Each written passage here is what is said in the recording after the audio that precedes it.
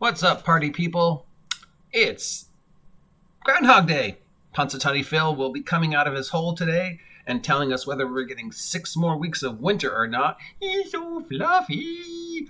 It's also the beginning of Lunar New Year, so happy Year of the Pig. I think it's Year of the Pig. I mean, the picture of the Lunar New Year is a pig wearing a hat flying, so I'm assuming it's Year of the Pig. That'll do, pig. That'll do. It's also Wednesday, about 7:30, the second day of February 2022. It's 47 degrees and sunny with another high winds warning here in Ventura, California. And it's time for me to take a look at what's going on in the tabletop role-playing print news of the week. The following products should be on the shelf at your friendly local game store. That's Cess Games and Anime here in Ventura. So let's take a look. Now, as always, these are tentative because, COVID.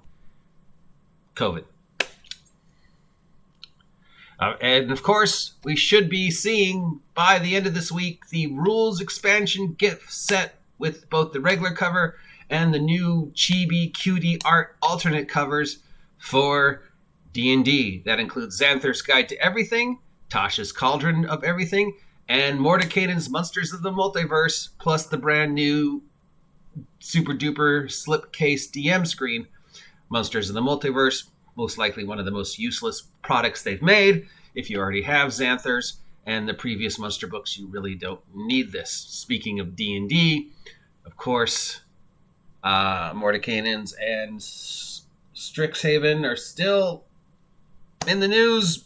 Strixhaven now is considered one of, if not the worst 5e module and perhaps the worst D&D module. Sales are abysmal, and yet many individuals keep claiming, "Oh, the pillars of interaction, look what Wizards of the Coast did." Of course, if you took 5 seconds to do any research, you would know that Wizards of the Coast did not invent the pillars of interaction. There's nothing new about it. Anyways, if you're interested in getting the rules expansion, get set for Dungeons & Dragons 5e. It's $170. If you already have Xanthers and Tasha's, you don't need this. We have heard an unsubstantiated rumor that some friendly local game stores are opening up the packages and selling Mordekainen's individually, which they're not supposed to do, and they could technically get in trouble for, but I don't know if this is true or just a rumor. If you want Monsters of Multiverse, and it's coming out in May, I believe, so just wait.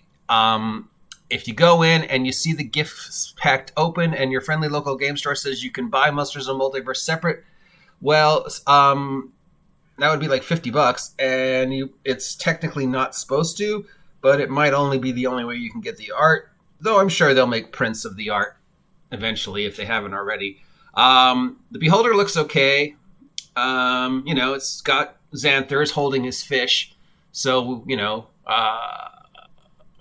Tasha, the picture of Tasha looks kind of, I don't know, not very flattering. And then the pictures from Mordekainen's is just that flying horse Chiron thing with a really long braid. Not really impressed by that one either.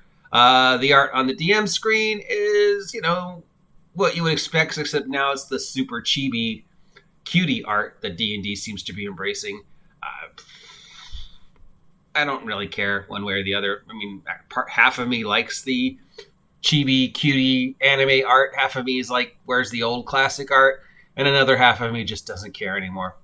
The DM screen does look nice, though. It's 1, 2, 3, 4 big, heavy, thick cardboard thingies with tons of information on it. But take that with a grain of salt, because we've looked at a lot of the previous 5e DM screens, and they actually really don't have a lot of the stuff you need on it. So, yeah. If you want Mordekainen's, just wait. And if you go into your friendly local game store and you see it open, technically they're not supposed to do that, so I don't know if you should pick it up. Moving on.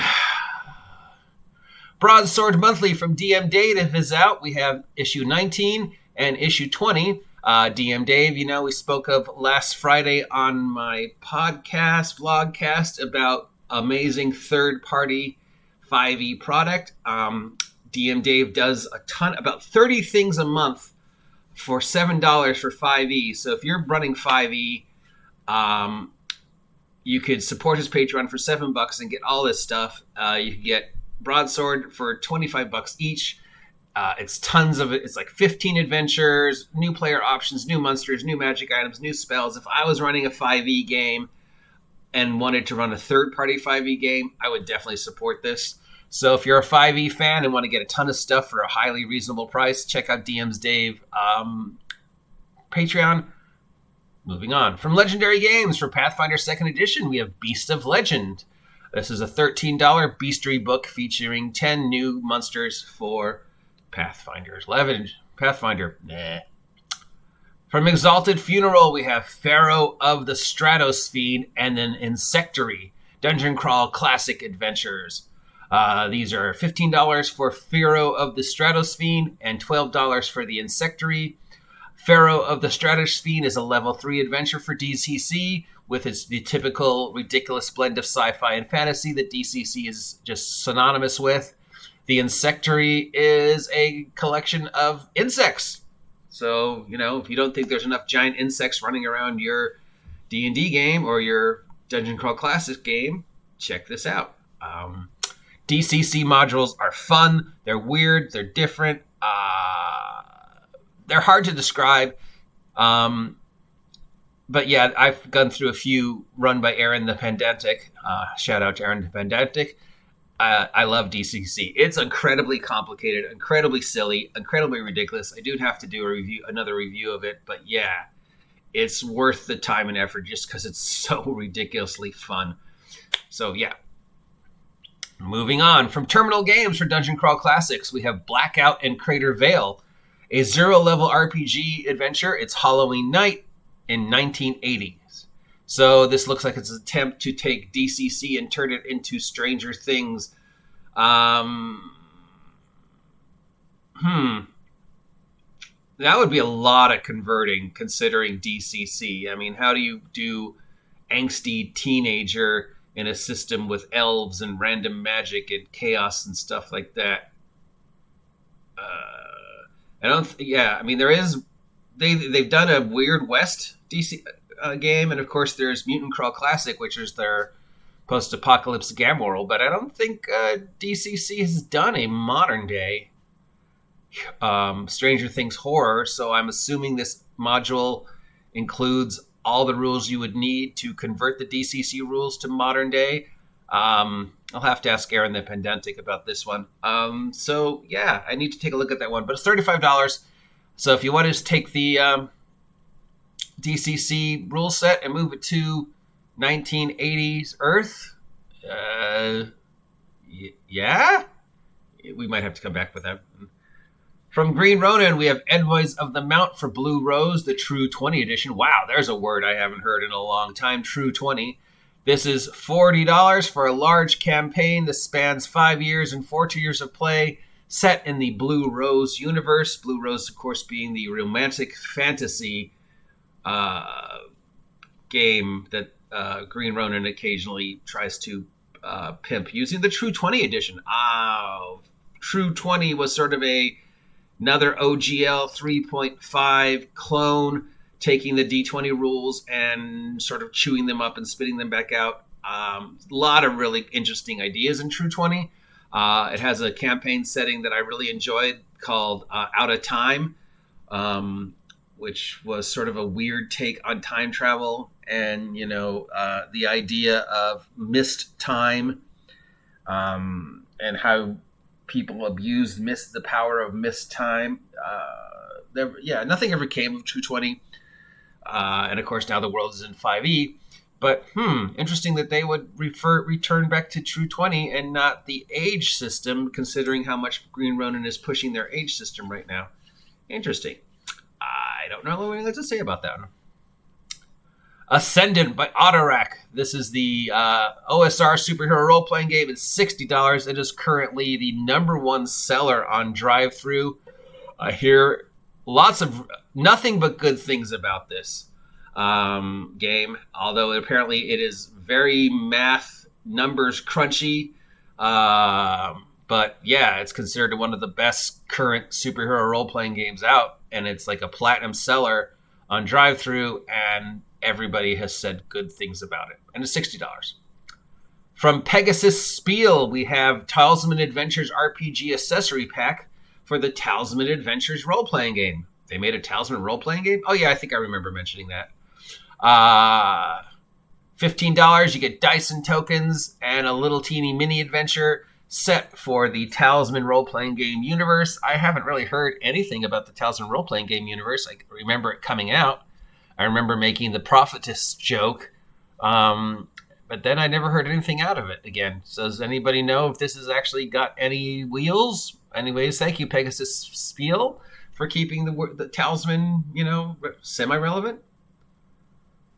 From the Story Master's Tales, we have Draco Deep Dungeon, Deeper in the Woods, Deeper into the Dungeon, Tomb of Terror, and Towers, Twisted Fairy Tale Fantasy. This is a bunch of hardcover books running around $30 each. This monsters, magic, and mystery set in the 18th century folklore fantasy of the Draco Deep Dungeon, Towers, Twisted Fairy Tale Fantasy role-playing game. Story Master Tales system. So I guess this is a new role-playing game that is set in 18th century, combining 18th century folklore with vampires, dragons, and wizards. Each book is designed for quick, easy, and fun role-playing without the problems of learning a lot of rules. So they've got 1, 2, 3, 4, 5 products coming out so far for this world.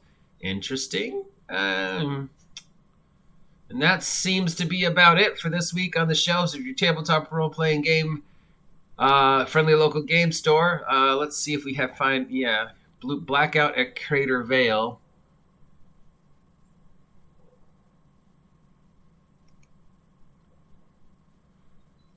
Yeah, it doesn't say if it has any additional rules for how you would switch DCC to 1980s Earth. So I'll have to ask Aaron this one about. Shout out to Aaron the Pendantic again. Broadsword is the only one. Support. If you're a 5e player, support DM Dave. $7 a month for like 15 adventures, and then some. Other than that, I'm kind of curious why Green Ronin would suddenly be pushing True 20 again, as opposed to the age system, since they've spent the past year really trying to push the age system. Looking forward to seeing Ascendant in hardcover. $60 is a lot, but I've heard nothing but good things about this superhero role-playing game. So we'll take a look. No idea what this Story Master's Tales system is. That's about it for this week. In friendly local game store news, all the following products might be on the shelves of your friendly local game store. That's Cess Games and Anime here in Ventura. But because I can't guarantee any of the things I just said to be actually true, it's best for you to contact your friendly local game store.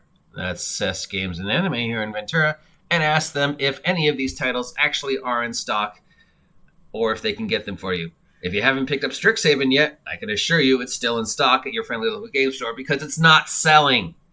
And of course, if you just want Mordecaians and don't need the other two, just wait. And if you see it open on the shelf and they say, yeah, it's okay for you to buy it because we opened it, I don't know about that one. And if you just want the new art, just wait, because they're going to do art prints of the new art if they haven't already. In fact, I'm sure as the words are coming out of my mouth, Wizards of the Coast is posting that, hey, you can get the art prints of the new art because we're Wizards of the Coast. Yeah. Till next time, I'm your favorite storyteller, the OGGM. If you appreciate the words that are coming out of my mouth, let me know. If you don't appreciate the words that are coming out of my mouth, let me know. If you haven't subscribed yet, please subscribe. Help me hit 1,000 subs by August 4th, 2022, and we'll do something crazy. Till then, have a great morning, and I will see ya all soon. Now get off my land!